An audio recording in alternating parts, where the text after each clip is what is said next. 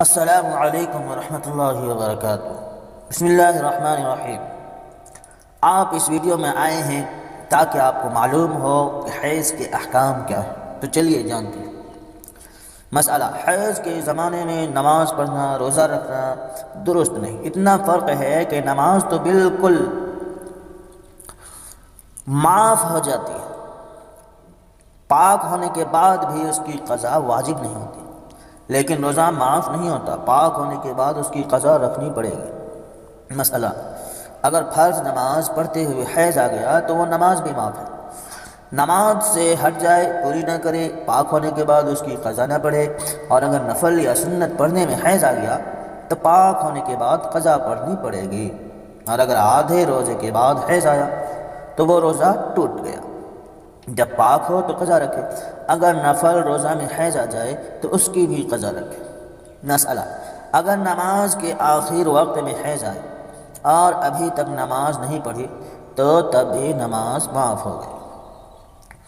حیض کے زمانے میں صحبت کرنا درست نہیں ہے، اور صحبت کے سوا سب باتیں درست ہیں، یعنی ساتھ کھانا پینا لیٹنا وغیرہ سب درست ہے۔ کسی عورت کی عادت 5 دن کی یا 9 دن کی تھی، سو جتنے دن کی عادت تھی اتنے ہی دن خون آیا پھر بند ہو گیا، تو جب تک عورت غسل نہ کر لے تب بھی صحبت کرنا درست نہیں ہے۔ اگر غسل نہ کرے تو جب ایک نماز کا وقت گزر جائے۔ اس مسئلے کی تفصیل صفحہ نمبر 65 پر کیا ہے کہ ایک نماز کی قضا اس کے ذمہ واجب ہو جائے تب صحبت درست ہے، اس سے پہلے درست نہیں۔ مسئلہ: اگر عادت 5 دن کی تھی اور خون 4 ہی دن آ کر بند ہو گیا تو غسل کر کے نماز پڑھنا واجب ہے، لیکن جب تک 5 دن پورے نہ ہو جائیں تب تک صحبت کرنا درست نہیں ہے، ہو سکتا ہے کہ پھر خون آ جائے۔ اور اگر پورے 10 دن و رات تک حیض آیا تو جب سے خون بند ہو جائے اسی وقت سے صحبت کرنا درست ہے، چاہے عورت غسل کر چکی ہو یا ابھی نہ نہائی ہو۔ اگر 1-2 دن خون آ کر بند ہو گیا تو غسل کرنا واجب نہیں ہے، وضو کر کے نماز پڑھے، لیکن مرد کو ابھی صحبت کرنا درست نہیں ہے۔ اگر 15 دن گزرنے سے پہلے خون آ جائے تو اب معلوم ہوگا کہ وہ حیض کا زمانہ تھا، حساب سے جتنے دن حیض کے ہوں ان کو حیض سمجھیں اور اب غسل کر کے نماز پڑھے۔ اور اگر پورے 15 دن بیچ میں گزر گئے اور خون نہیں آیا تو معلوم ہوا کہ وہ استحاضہ تھا، بس 1 دن یا 2 دن خون آنے کی وجہ سے جو نمازیں نہیں پڑھی اب ان کی قضا پڑھنی چاہیے۔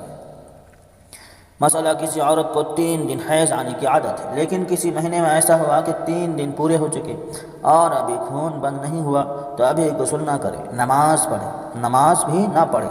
اگر پورے 10 دن و رات پر یا اس سے کم میں خون بند ہو جائے تو ان سب دنوں کی نمازیں معاف ہیں، کچھ قضا نہ پڑھنا پڑے گی، اور یوں کہیں گے کہ عادت بدل گئی، اس لیے یہ سب دن حیض کے ہوں گے۔ اور اگر 11ویں دن بھی خون آیا تو اب معلوم ہوا کہ حیض کے فقط 3 ہی دن تھے، یہ سب استحاضہ ہے، بس 11ویں دن غسل کرے اور 7 دن کی نمازیں قضا پڑھے اور اب نمازیں نہ چھوڑے۔ اگر 10 دن سے کم حیض آیا اور ایسے وقت خون بند ہوا کہ نماز کا وقت بالکل تنگ ہے کہ جلدی اور پھرتی سے غسل کر لے تو غسل کے بعد بالکل ذرا سا وقت بچے گا جس میں صرف 1 دفعہ اللہ اکبر کہہ کے نیت باندھ سکتی ہے، اس سے زیادہ کچھ نہیں پڑھ سکتی، تب بھی اس وقت کی نماز واجب ہوگی اور قضا پڑھنی پڑے گی۔ اور اگر اس سے بھی کم وقت ہو تو نماز معاف ہے، اس کی قضا پڑھنا واجب نہیں ہے۔ عورتوں کو اس مسئلے کو یاد رکھنا چاہیے کیونکہ اس میں غلطی ہو جاتی ہے۔ مسئلہ: اور اگر پورے 10 دن رات حیض آیا اور ایسے وقت خون بند ہوا کہ بالکل ذرا سا بس اتنا وقت ہے کہ 1 اللہ اکبر کہہ سکتی، اس سے زیادہ کچھ نہیں کہہ سکتی اور نہانے کی بھی گنجائش نہیں ہے، تو جب بھی نماز واجب ہو جاتی ہے اس کی قضا پڑھنی پڑے گی۔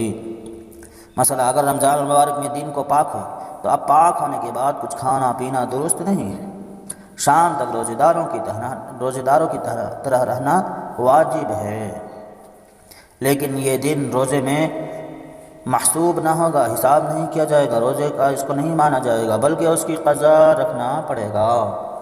مسئلہ: اور اگر رات کو پاک ہوئی اور پورے 10 دن رات حیض آیا تھا تو اگر اتنی ذرا سی رات باقی ہو جس میں ایک دفعہ اللہ اکبر بھی نہ کہہ سکے تب بھی صبح کا روزہ واجب ہے۔ اور اگر 10 دن سے کم حیض آیا تو اگر اتنی رات باقی ہو جس میں جلدی سے غسل تو کر لے گی لیکن غسل کے بعد ایک دفعہ بھی اللہ اکبر نہ کہہ پائے گی تو بھی صبح کا روزہ واجب ہے۔ اگر اتنی رات تو تھی لیکن غسل نہیں کیا تو روزہ نہ توڑے بلکہ روزہ کی نیت کر لے اور صبح کو غسل کر لے۔ اور جو اس سے بھی کم رات ہو یعنی غسل بھی نہ کر سکے تو صبح کا روزہ جائز نہیں ہے، لیکن دن میں کچھ بھی کھانا پینا درست نہیں ہے بلکہ سارا دن روزہ داروں کی طرح رہے پھر اس کی قضا رکھے۔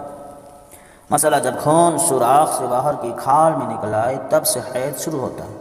اس کھال سے چاہے باہر نکلے یا نہ نکلے اس کا کچھ اعتبار نہیں ہے، تو اگر کوئی سوراخ کے اندر روئی وغیرہ رکھ لے جس سے خون باہر نہ نکلے تو جب تک سوراخ کے اندر ہی اندر خون رہے اور باہر والی روئی وغیرہ پر خون کا دھبا نہ آئے تب تک حیض کا حکم نہ لگائیں گے۔ اگر روئی پر خون کا دھبا لگ گیا تو اب حیض کا حکم مانا جائے گا۔ جب خون کا دھبا باہر والی کھال میں آ جائے یا روئی وغیرہ کھینچ کر باہر نکال لے تب سے حیض کا حساب ہوگا۔ مثلا پاک عورت نے رات کو فرج داخل میں گدی رکھ دی، جب صبح ہوئی تو اس پر فرج داخل یعنی شرمگاہ کے اندر میں کوئی گدی رکھ دی تھی، جب صبح ہوئی تو اس پر خون کا دھبا دیکھا تو جس وقت سے دھبا دیکھا ہے ایسے وقت سے حیض کا حکم لگائیں گے، دیکھنے کے وقت سے حیض کا حکم لگے گا۔ مثلا حیض کے خون کا رنگ جو حدیث شریف میں ذکر ہوا ہے وہ اکثر کے اعتبار سے ہے، یعنی حیض کا خون زیادہ تر کالا ہوتا ہے اور بعض عورتوں کے حیض کے خون کی رنگت لال وغیرہ بھی ہوتی ہے۔ باقی آئندہ انشاءاللہ آپ سے گزارش ہے سپورٹ کریں۔ السلام علیکم۔